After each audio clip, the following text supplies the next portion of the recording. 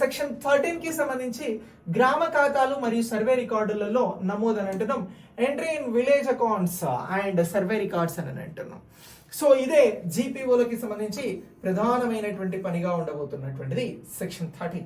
So ఇప్పుడు గ్రామానికి సంబంధించినటువంటి భూములు ఏంటి, అలాగే వాటికి సంబంధించి రికార్డులలో ఎవరు భూములు కొంటా ఉన్నారు, ఎవరు అమ్ముతా ఉన్నారు, వారికి సంబంధించినటువంటి భూదార సంఖ్యను ఎలా కేటాయించాలి, అలాగే వీటితో పాటు ఇక్కడ భూమి కొనుగోలు అమ్మకాలు జరిగినప్పుడు మ్యాప్ అనేది ఎలా మారుతుంది, ఇలాంటి అన్ని అప్డేట్స్ కూడా ఈ సెక్షన్ 13 అనేది చూడడం జరుగుతుంది.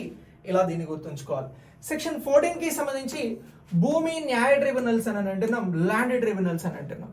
సో ఇక్కడ సెక్షన్ 14 అనేది ఏం చెప్తా ఉంది అని అంటే ప్రభుత్వానికి సంబంధించినటువంటి ప్రత్యేకమైనటువంటి ఇక్కడ భూమికి సంబంధించినటువంటి న్యాయ ట్రిబ్యునల్స్ ని ఏర్పాటు చేయడం జరుగుతూ ఉంది.